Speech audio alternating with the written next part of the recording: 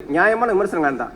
ஆனால் அது வன்மமாக மாறுறப்போ அவர்கிட்டேருந்து எந்த பதிலையுமே நான் பார்த்ததில்லை. ஆனால் வன்மங்களால் சிவகார்த்திகனை வீழ்த்திட முடியும்னு நினச்சி இவ்வளோ பிடிவாதம் தேவையா தம்பி அப்படின்னு நெருக்கடிகளை தாண்டுற ஆளாக சினிமாவில் மட்டும் நடித்தா போதுமானே அப்படின்னாரு.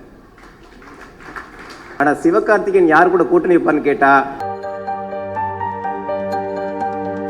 வருஷத்துக்கு எப்படியாவது ஒரு படம் எடுத்துடணும் அப்படின்னு நினைக்காம நம்ம எடுக்கிற படம் பல வருஷம் ஆனாலும் நல்ல ஒரு தரமான படமாக இருக்கணும்னு நினச்சி பார்த்து கதைகளை தேர்ந்தெடுத்து சமுதாயத்தில் எந்த ஒரு மூலம் நடக்கிற விஷயமும் ஒட்டுமொத்த உலகத்துக்கும் தெரியணும் அப்படின்னு சொல்லிட்டு தரமான படைப்புகளை கொடுக்கக்கூடிய இயக்குனர் ரா சரவணன் அவர்களை அன்புடன் மேடை கிடைக்கிறோம்.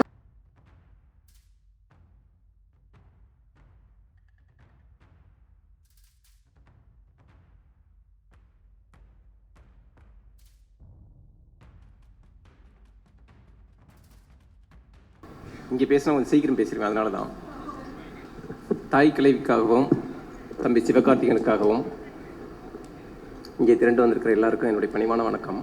ரொம்ப சீக்கிரம் முடிச்சிடுறேன்.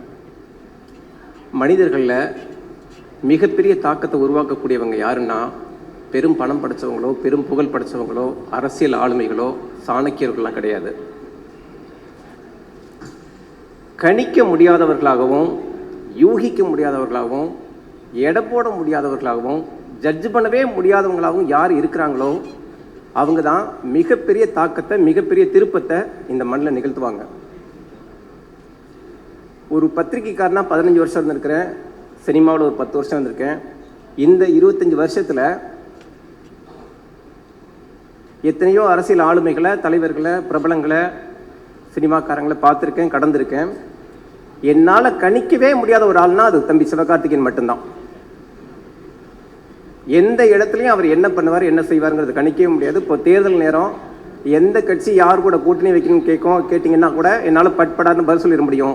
ஆனால் சிவகார்த்திகேயன் யார் கூட கூட்டணி வைப்பான்னு கேட்டால் என்னால் இல்லை, இண்டஸ்ட்ரியில் உள்ள எவராலையும் பதில் சொல்ல முடியாது.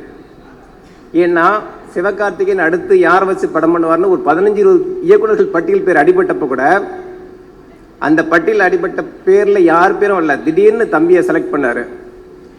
அப்போது ஒரு படம் நடந்துகிட்டு இருக்கிறப்பவே அந்த இயக்குனர் அடுத்த படத்துக்கு செலக்ட் பண்ணுறாரு அப்படின்னா அந்த படம் அப்போ எப்பேற்பட்ட படமாக இருக்கும். தாய் கிழவிங்கிற டைட்டில் வச்சப்பவே அது ஒரு மிகப்பெரிய திருப்பு முனையை பரபரப்பு உருவாக்குன படமாக அது மாறிடுச்சு. சரி, இந்த அளவுக்கான அந்த படத்தை பார்த்தே ஆகணுங்கிற ஆவல் ஏற்பட்டுச்சு. தம்பி நான் எவ்வளோ சீக்கிரம் அந்த படத்தை எனக்கு காட்ட முடியுமோ காட்டுங்கன்னு கேட்டேன். நேற்று அந்த படத்தை பார்த்தேன். உண்மையாகவே சொல்கிறேன், ராதிகா மேம் பார்க்காத கேட்காத கதை இல்லை, பார்க்காத படம் இல்லை, பண்ணாத பாத்திரங்கள் இல்லை, பேசாத வசனங்கள் இல்லை.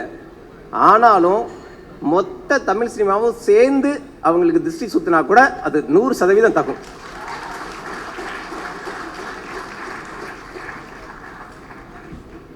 படம் ஆரம்பிச்சதுலேருந்து முடிகிற வரைக்கும் வயிறு குழுங்க சிரிச்சு ஒரு படம் பார்த்து பல வருஷம் ஆச்சு. மனசு இருக்கிற பிரச்சனைகளுக்கு சார் இப்பேற்பட்ட படம் 2 வருஷத்துக்கு ஒரு தடவை தேவை அவசியம். அதுக்காக இது ஒரு நகைச்சுவை படமா காமெடி படமா அப்படியெல்லாம் இல்லை. அப்படியெல்லாம் நம்ம கடந்து போயிடவே முடியாது. எப்படி இவ்வளோ பெரிய உடம்புல வியாதி வர்றப்போ ஒரு சின்ன இடத்துல இன்ஜெக்ஷன் போடுறோமோ அந்த மாதிரி கிடைச்ச இடத்துல எல்லாமே பகுத்தறிவு கருத்து தொடங்கி மண் சார்ந்த விஷயங்கள் தொடங்கி வாழ்வியல் தொடங்கி ஒரு பெண் சுயம்புவாக நிற்கணுங்கிற தன்னம்பிக்கை ஊட்டுற வரைக்குமான பல விஷயங்களை இயக்குனர் அசால்ட்டாக பண்ணியிருக்காரு இந்த படத்தில். நிச்சயமாக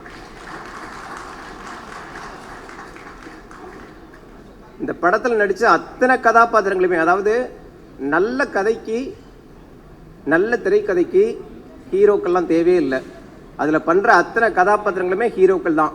அப்படிங்கிற மாதிரி இந்த படத்தோட வெற்றி வர்றப்போ ஹீரோக்கள் பின்னாலேயே ஓடிட்டு இருக்க தமிழ் சினிமா இனி நல்ல கதைகள் பின்னால் ஓட ஆரம்பிக்கும்னு நம்ப முடியுது.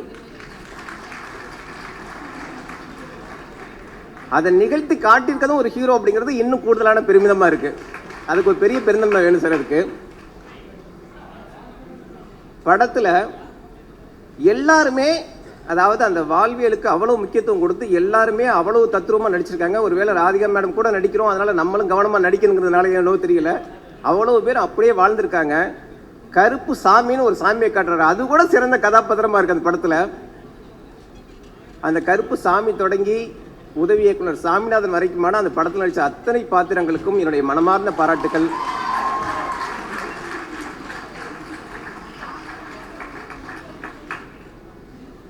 தம்பி சிவகார்த்திகேயன் பற்றி ஒரே ஒரு விஷயம் முக்கியமாக சொல்லணும். கொட்டுக்காளி படம் ரிலீஸ் ஆனப்போ அவரை நான் சந்திக்க போயிருந்தேன். படம் ஜெயிச்சா நான் சம்பாரிச்சுக்க போறேன்னு, படம் தோத்தா அந்த கடனை நான் ஏற்றுக்க போறேன்.